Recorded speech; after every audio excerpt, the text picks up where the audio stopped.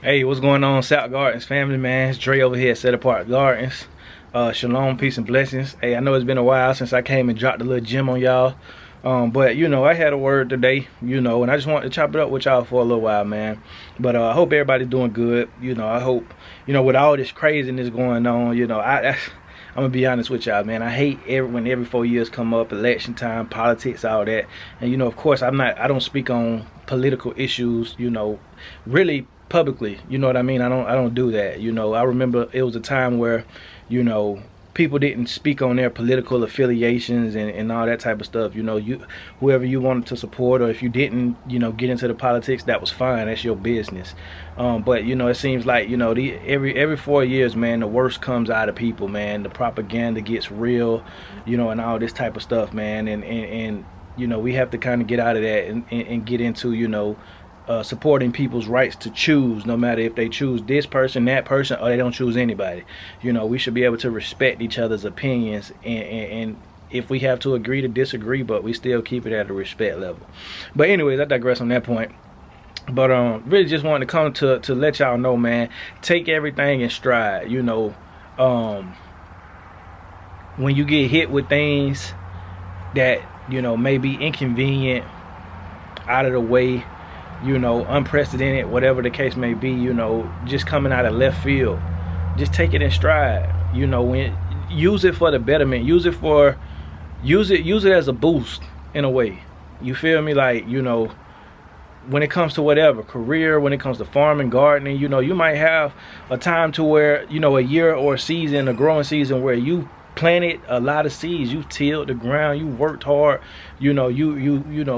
planted a lot of seeds, and you was expecting a yield, a monumental yield, but it just didn't, pan out that way. Whether it was, natural disasters, hurricane, tornadoes mess things up. You know what I'm saying? We just had Hurricane Helene, back in September, and we took some losses here, but thank the Most High that, we didn't take any major losses, and we still got our life, we still got our home, our children are safe, and still got my dog, so just thankful. But you can have it to where you done sold a lot of seeds and you did everything you were supposed to do. You weren't procrastinating, but you properly planned everything.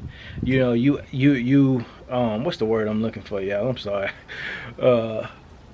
Basically you were ahead of the curve. You anticipated what you needed to do, and you just prepared properly.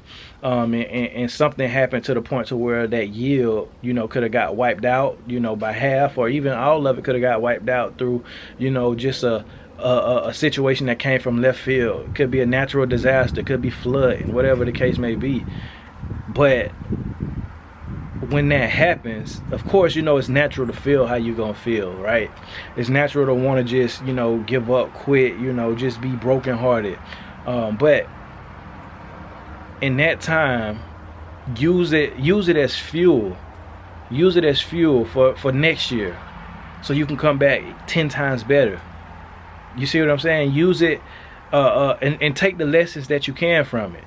And maybe the lesson is some things you just don't have control over. So you have to have that much more faith in the Most High. You have to have that much more faith in Him, and because honestly, a lot of times we forget it's not our works, that yield us the return. It's the grace of the Most High. It's His mercy. It's His goodness that allows us to get the increase. Because we can till all day, we can plant all day, we can water all day, but at the end of the day, it's the Most High who gives the increase. So sometimes the lesson just may be just that. We just can't control everything. But guess what? Does that mean we quit? Does that mean we give up? Does that mean we stop and we don't do it next season, and we say, you know what, I'm gonna just sow sparingly just in case a disaster comes? That way the loss isn't as big. No, we don't do that. We say, in spite of, I'm still going to sow as much as I need to sow. I'm still going to steward over what I need to. I'm still going to, strive, to have a nice increase and a nice yield and a nice harvest. And I just believe and trust the Most High that He's going to deliver on it. You see what I'm saying? Because it is Him.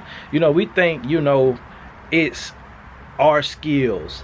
But it's the Most High who gives you the grace to wake up every morning in the right mind, you know, with no ailments and limitations in your body to perform those duties that you reap the benefits from. So we have to think about that, man. We just got to take it all in stride.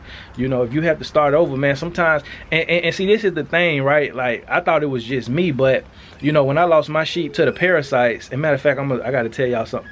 But when I lost my sheep to the parasites, you know what I mean? I was thinking like, man, you know, why me? This, that, and the third. But I ended up talking to one of my other good buddies who raises sheep, and he lost some of his to parasites. You see what I'm saying? So it's a lot of people that's losing livestock, man. Like, it wasn't just me. And what I realized, man, is sometimes you may have that season where you might, you know, like, animals might die or whatever the case may be. It could be some, you know, whatever. But I realized it wasn't just me, you know, but still, I still took the lesson from it. And I'm gonna tell you, you know, I butchered that new ram I bought, that black ram. He's the one who brought the parasites. I remember I was saying that I thought it was him, and I had a suspicion it was him, but now I know it was him, because when I butchered him, you know, I was able to see all those parasites that he had, you know, within his intestines and all that type of stuff. So he's the one who brought those parasites. But that's a lesson for me. When you are trying to, you know, introduce new sheep into your flock, make sure you deworm them first. Make sure you isolate or quarantine them, and make sure you deworm them yourself. Because the person that I brought them from, you know, they told me that he had already been dewormed. So, you know, of course I was taking their word for it. But also, one thing you got to realize too is that, you know, with sheep, you know, especially different breeds of sheep, they have different parasite resistance. So, you know, he was able to live with those parasites because he was, you know, probably immune to those type of parasites. Whereas my sheep that I had already, their breed probably wasn't as immune to those parasites, which it took them out quick. So that's a lesson I learned from that situation. But guess what? In spite of all that what happened, you know, I'm not going to quit. I'm still going to, you know, restart my flock and restart my herd. And guess what? I'm going to make sure that my sheep are well taken care of, and I'm going to make sure that they're stewarded, you know, that I steward over them even better than my last flock that I had. Making sure, you know, that the mothers have an area where they can, you know, go in and give birth and nurse and all that type of stuff, you know, and they can have adequate, you know, space and shelter, and, you know, the diet is going to be even better. So, you know, I'm just taking the lessons that I learned from my last, you know, herd, you know, and I'm going to apply it to the new herd, you know, and prayerfully, Yah will give the increase. You know, Yah will give me a tenfold, you know, and that I'll be able to have a lot of, you know, lambs running around here during lambing season. Sorry about that, y'all. Somebody was calling me. But during lambing season. But, you know, just you know, in spite of, you know, just still go on and do what you have to do. You know, don't let things discourage you. Don't let things discourage you, man. You know, you have people who've lost everything, man, to these storms, or, you know, even just this economy, man. You know, you have people who lost homes and different things like that. But guess what? You know,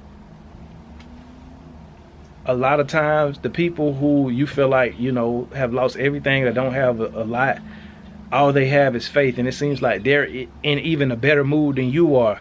They're in a better headspace than you are. They're even counting their blessings. You see what I'm saying? So we have to remember, man, no matter how much stuff you acquire and all this stuff, man, just remember the simple things. You woke up, you know, you in your right mind, you had food on your table, you had clothes on your back, you know, your kids are healthy, you know, your marriage is strong, and your marriage is good, and, you know, your family relationships are good, you know what I mean? And even if you do take a loss, thank the Most High that you got to spend time with this family member or that family member before they pass, you know, and at least, you know, hey, man, you know, they're at peace now. You know, you just gotta take it all in stride, man, because life isn't gonna stop throwing you curveballs. It's not. Life ain't gonna stop just because you say, you know what, man, I quit, I give up. No, life is still gonna continue to throw you curveballs. But it's about how you react. See, we can't control the things that may come at us, but we can control how we react to them. We can control what we take from them. We can control how we operate after going through that experience. You see what I'm saying? So, you know, it's just that understanding, man, hey, you know, I'm not gonna be able to control everything, but I can control myself. I can control my attitude. I can control my actions as far as what am I gonna do about certain situations. And with that mindset, man, I feel like, you know, going through life, you'll have it a lot better. Because see, this is the thing, you don't want to be so emotionally driven that you can't take the time to just sit back and just think, just sit back and just reflect, just sit back and just, you know, say, okay, man, this is what I could have did better, this is what I could have done better. Because you have so many people, they're just so driven emotionally, especially in this society, man. You know, so many people are driven by their emotions, and that right there is going to lead you down a path of destruction. That is going to lead you, and like, if you ever notice, you know, whether you on Facebook, YouTube, Instagram, whatever, just social media, it's a lot of young people that are depressed. A lot of young people that deal with depression, like chronic depression, like they're diagnosed with depression, and you know, I don't want to say the word, but you know, basically wanting to unalive themselves and different things like that. And just under extreme stress, and it's young people. You know, we're not talking about war veterans, because you know, they you know, a lot of veterans, like I suffer from PTSD, a lot of veterans suffer from stuff, but I'm talking about, you know, young kids, you know, high school age, you know, maybe just coming out of high school, and they are, you know, chronically depressed. It's a B, man, you better get away from me. That's chronically depressed. And you know, to the point to where, like, you know, you see all these posts, and they always posting depressing things and stuff like that. You're like, man, what could be wrong with them? A lot of times it's because they're driven by their emotions, and they've been raised and taught that everything, you know, if it doesn't make you happy, you know, and you only got to go where you're happy at and where you're celebrated, and you know, just a lot of these things, it's about you and only you. And you know, if it doesn't suit you, you know, like, they always say that, you know, well, as long as they happy. But it's like, life isn't about happiness. Life isn't about, you know, just being excited and all that all the time. No, life is about fulfillment. And sometimes, you know, in order to get true fulfillment, you may have to go through certain things, right? For example, raising children isn't easy. You're not going to be happy every day raising children. But guess what? When you understand, okay, I want my children to grow up and never depart from what I instilled in them, whether it be the discipline, whether it be the lessons that I've taught them over the years. You know, some of those lessons, a lot of those lessons may have been hard lessons that they have to learn, that even broke your heart as a parent, that they had to go through that lesson and bump their heads, right? You weren't happy while you were doing that, but guess what? When they got older and they got grown and they got on their own, it stuck with them, and they didn't depart from what you taught them, and now they're able to live a successful life. And what is that to you? That is fulfillment to you as a parent. Even though you had to go through the grind, even though you had to get up and go to work when you didn't want to get up and go to work, you had to, you know, put your feelings to the side when you may have been sick to take care of your children, to take care of your family. You had to put your pride to the side, you know, whether your boss or somebody on the job talking to you crazy or just acting, you know, in a unpleasant way towards you. You had to put your pride to the side and say, I still have to provide for my family. I still have to make sure that I'm able to take care of my family. So I'm gonna just go through this and deal with this, and I'm going to long suffer. You know, that's something that we don't talk about nowadays. See, what are the fruits of the Spirit? What is one of the major fruits of the Spirit? Long suffering, patience, gentleness, meekness. See, all of these things go against our flesh, but the result of them is fulfillment. It's joy. It's something that the world can't take away from you. See, the world can take your happiness away from you, but the world can't take the feeling of being fulfilled. It can't take that.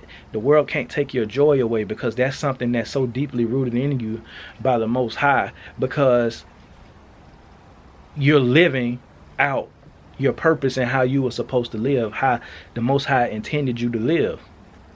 So therefore you are fulfilled. You can look around and say, man, I made the right choices, even if this choice was hard to make, even though I might have had to struggle for a few years, even though things might have been tight for 5-10 years. But guess what? I made the right decision, and I made the right choices. And so now I can look around and be proud.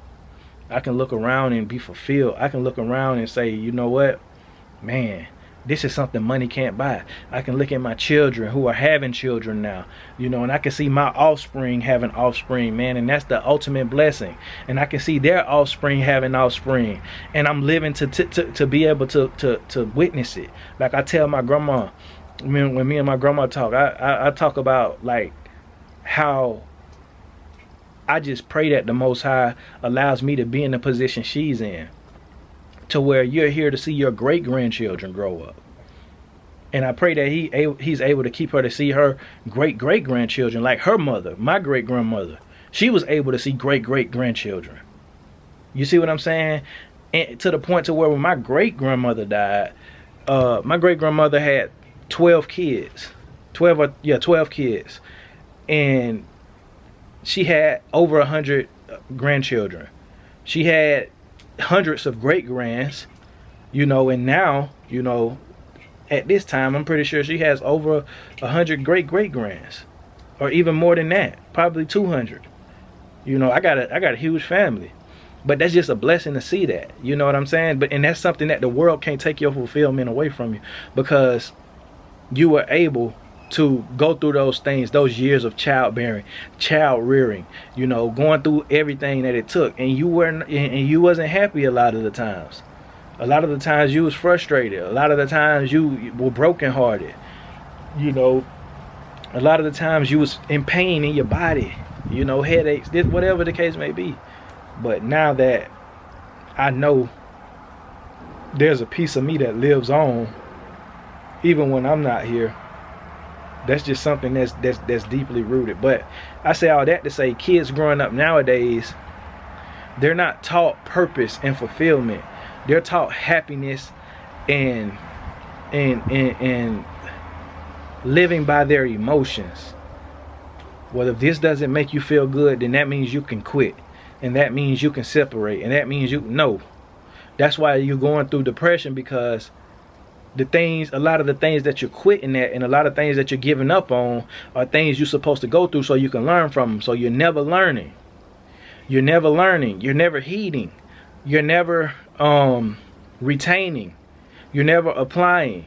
You just going through life, and you quitting at this, and you quitting at that, and you giving up on this person, you giving up on that, and it's just, you feel the weight of your choices. You feel the consequences of your choices. You know what I mean?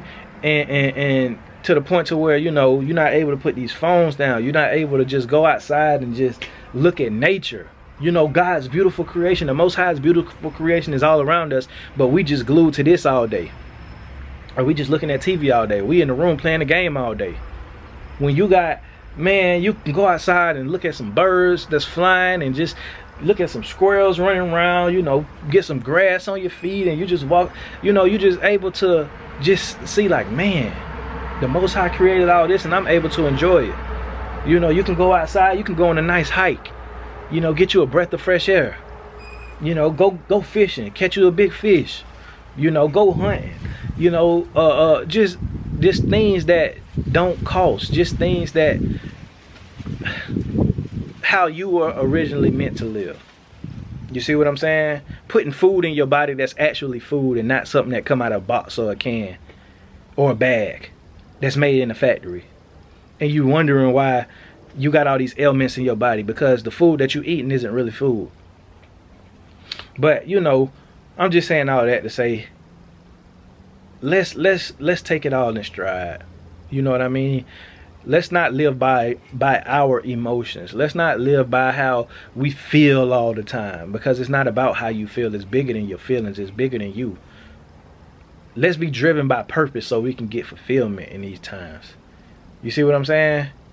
And when we live how the Most High intended us to live, out of purpose, you know, as men, you should be working by the sweat of your brow. That's what makes a man a man. You know, that's what makes a man living in his purpose. You know what they say, the old cliche saying, but it's not really so cliche. The idle mind is a devil's playground, especially for a man. You know, you don't need to just be laying around all day and not doing nothing. No, you need to get up and, you know, go out and work. And that's not even necessarily saying you got to work on somebody's job. No, you can start your own business. You can get out here, go cut some grass. I mean, just do something to keep your mind occupied, so you can think, so that you can reflect, so that you can learn something, and you can apply some sort of knowledge and you know, live your life based off of those principles. But that's all I wanted to say, y'all. You know, that was just, I hope I wasn't rambling on and on and on, but you know, that was just a word that came to me today, you know, and I pray it blessed you. You know, life ain't gonna stop throwing you curveballs. Life ain't gonna stop happening. It's gonna keep happening. But how you maintain and how you deal with it and how you choose to respond is what's going to make the difference. You see what I'm saying? And with that, like I always like to say, man, you get somebody the power to feed you, you give them the power to starve you. Peace.